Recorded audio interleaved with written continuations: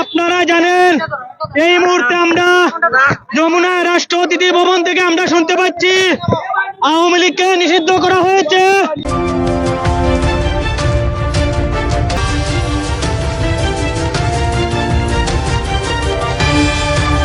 অবস্থা দেখে বোঝার কথা আমাদের কেমন লাগতেছে। গণ অভ্যুত্থানের 9 মাস পর আমাদের যে প্রাণের দাবি আওয়ামী লীগ ফ্যাসিস্ট দলকে বাংলাদেশের রাজনীতি থেকে নিষিদ্ধ করার একটা সুস্পষ্ট রোডম্যাপ আমরা পেয়েছি। আমাদের এখন প্রধান কাজ হচ্ছে বাংলাদেশের এই জুলাই গণ অভ্যুত্থানের পরে যে আমরা নতুন বাংলাদেশ পেয়েছি, আওয়ামী লীগ ব্যতীত আমরা আমাদের এই নতুন বাংলাদেশ আমরা তৈরি করব। আরো আগে নিষিদ্ধ করা উচিত ছিল, কিন্তু ষড়যন্ত্রের কারণে ওদেরকে 8 মাস পরে নিষিদ্ধ করা হয়েছে। আমি একটি কথাই বলবো, ওরা নিষিদ্ধ হয়েছে, ওরা আর এই দেশে রাজনীতি করতে পারবে না। ওদের যদি কেউ এই আওয়ামী লীগের প্রেতাত্মা পালিত গুন্ডা বাহিনী যদি রাজপথে কোনো নৈরাজ্য সৃষ্টি করতে চায়, বাংলাদেশের সকল আপাময় জনতা রাজপথের দাঁত ভাঙা জবাব দেবে। 3 দিন যাবত এতটুকু কষ্ট করেছি, সেই কষ্টের বিনিময়ে আমরা গণহত্যাকারী ফ্যাসিস্ট দাঁড়িয়ে খুনি হাসিনার যে সংগঠন ছিল আওয়ামী লীগ সংগঠন, সেই আওয়ামী লীগকে আমরা নিষিদ্ধ করার দাবিতে মাঠে নেমেছিলাম। গতকালকে আমাদের একটি দাবি ছিল যে আওয়ামী সংগঠনকে, সন্ত্রাসী সংগঠনকে নিষিদ্ধ করা। আজকে আমরা 3টি দাবি নিয়ে মাঠে নেমেছিলাম। একটি দাবি ছিল সন্ত্রাসী সংগঠন আওয়ামী লীগকে নিষিদ্ধকরণ, দ্বিতীয় দাবি ছিল আন্তর্জাতিক ট্রাইব্যুনালের বিচার আওতাধীন হিসাবে এই যে জুলাইয়ের গণহত্যাকারী যারা ছিল আওয়ামী দোষর, তাদেরকে যাতে বিচারের আওতায় নিয়ে এসে শাস্তি দেওয়া হয়। তৃতীয় আমাদের যে দাবিটি ছিল সেটি হলো আমাদের জুলাইয়ের ঘোষণাপত্র আমাদের সামনে প্রস্তুত করে দেওয়ার জন্য। আমরা আজকে সারাদিন শহীদ মিনারে, কেন্দ্রীয় শহীদ মিনারে অবস্থান করেছি, রাত 11টা পর্যন্ত অবস্থান করেছি বিজয়ের অপেক্ষায়। কিছুক্ষণ আগে আমরা আমাদের বিজয় সংলগ্নে পৌঁছে গেছি। তাতে আমরা আসলে খুব আনন্দিত। আমাদের সিলেটবাসীকে জানান দিতে চাই, আমরা ছাত্র জনতা কখনো হারিনি, হার মানবো না। জুলাই বারবার ফিরে আসুক। আজকের পর থেকে বাংলাদেশের মাটিতে কোন রাজনৈতিক দল যদি তারা স্বপ্ন দেখে বাংলাদেশে পুনরায় ফ্যাসিবাদ কায়েম করবে, তাদেরকে আমরা সতর্ক করে বলে দিতে চাই, বাংলাদেশের ছাত্র জনতা এখন সচেতন, তারা রাজনৈতিক নিয়ে সচেতন, তারা দেশের জন্য, দেশের সার্বভৌমের জন্য, তারা নিজেদের অধিকার প্রতিষ্ঠা করার জন্য কখনো রাস্তায় নামতে ভয় পায় না। আজকে আমাদের এই বিজয়ের মাধ্যমে আমরা বাংলাদেশের সকল রাজনৈতিক দলের কাছে আমরা একটাই আহ্বান রাখবো, আজকে আপনারা এই আওয়ামী লীগের নিষিদ্ধকরণের রোডম্যাপের থেকে আপনারা শিক্ষা নিন। বাংলাদেশের মাটিতে কখনো কোনো রাজনৈতিক দল ফ্যাসিস্ট হয়ে দেওয়ার স্বপ্ন কখনো দেখবেন না।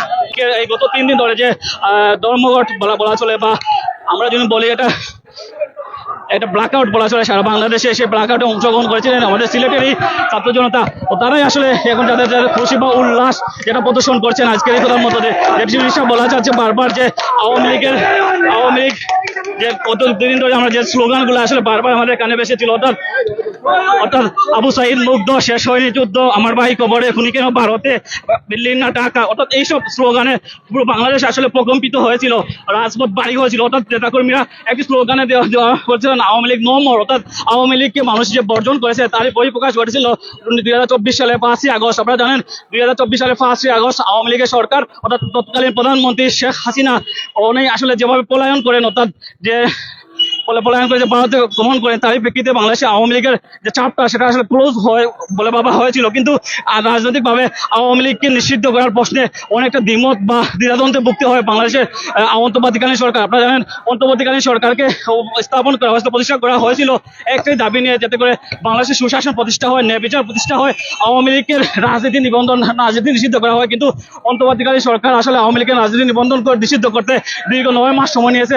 তারপরেও আপনারা জানেন গত 3 দিন ধরে বাংলাদেশ ব্যাপী আন্দোলনের তীব্রতা এত বেশি আকার ধারণ করেছিল যে তারই পরিপ্রেক্ষিতে আওয়ামী লীগকে নিষিদ্ধ করতে অন্তর্বর্তীকালীন সরকার বাধ্য হয়। আপনারা জানেন গত 3 দিন ধরে বাংলাদেশের বিভিন্ন প্রান্তে, বিশেষ করে আমরা যদি ঢাকা শাহবাগ চত্বর, হোটেল ইন্টারকন্টিনেন্টালের সামনে এবং যমুনার সামনে, রাষ্ট্রপতি ভবন যমুনার সামনে, অর্থাৎ ছাত্র জনতার যে অবস্থান কর্মসূচি, শান্তিপূর্ণ অবস্থান কর্মসূচি, তারা আসলে একটাই দাবি নিয়ে এসেছিলেন যে হয় আওয়ামী লীগ সরকারকে নিষিদ্ধ, নিবন্ধন নিষিদ্ধ করতে হবে, অন্যথায় তারা আসলে রাজপথ ছাড়বেন না। অর্থাৎ যে তাদের যে কর্মসূচি বা অটল যে অবস্থা, তারই বহিঃপ্রকাশ করেছে আজকে। আপনারা জানেন যে আজকে যে শাহবাগ তথা যমুনার সামনে যে মানুষের ঢল নেমেছিল, তাদের সহসাই অনুমান করা যাচ্ছে যে বড় কিছু ঘটে আছে, বাংলাদেশের রাজনীতিতে বড় একটা কোনো পরিবর্তন ঘটে আছে। আওয়ামী লীগকে নিষিদ্ধ করার মাধ্যমে আজকের আমাদের যে বিজয় উৎসব, আমরা বিশ্বাস করি এই জয় বাংলাদেশের আপামর ছাত্র জনতা। আমরা বিশ্বাস করি সকল ধরনের ষড়যন্ত্র রুখে দিবে 24-এর লড়াকু সৈনিকেরা। নিরীহ আলেমদের থেকে নিয়ে এমন কোন সন্ত্রাসী কার্যক্রম নেই যেটা আওয়ামী লীগ এবং খুনি হাসিনা করে নাই। সেই আওয়ামী লীগ আজকে নিষিদ্ধ করা হয়েছে। আমরা এই বাংলার মাটিতে আওয়ামী লীগের মতো কোন সন্ত্রাসী সংগঠনকে রাজনীতি করতে দিব না। তারা স্বৈরাচারী শেখ হাসিনার আমলে যে খুন করা হয়েছিল, সেই সংগঠনকে নিষিদ্ধ ঘোষণা করেছে। আমরা এখান থেকে প্রমাণ দিচ্ছি, সিলেটের মাটি থেকে ছাত্র জনতা যখন দাঁড় হয়, তখন কোন আওয়ামী লীগ কেন শত শত আওয়ামী লীগ ফ্যাসিস্ট জন্ম নিল, তাদেরকে উৎখাত করে রাখবে ইনশাআল্লাহ। কোন সন্ত্রাস কিংবা সন্ত্রাসী সংগঠন এই দেশে একটি কোন নেতৃত্ব দিতে পারবে না। আপনারা জানেন এই ছাত্রলীগ, এই যুবলীগ, আওয়ামী লীগ হচ্ছে সন্ত্রাসী সংগঠন। 5ই আগস্টের পূর্বে তারা সন্ত্রাস ছিল। 5ই আগস্টের পরে কিছুদিন আগে আপনারা মিডিয়াতে দেখতে পেরেছেন যুবলীগের এক কর্মী জেল থেকে বের হয়ে বিএনপির 5 জনকে কুপিয়েছে। সুতরাং তারা আবারও প্রমাণ করেছে তারা সন্ত্রাসী সংগঠন।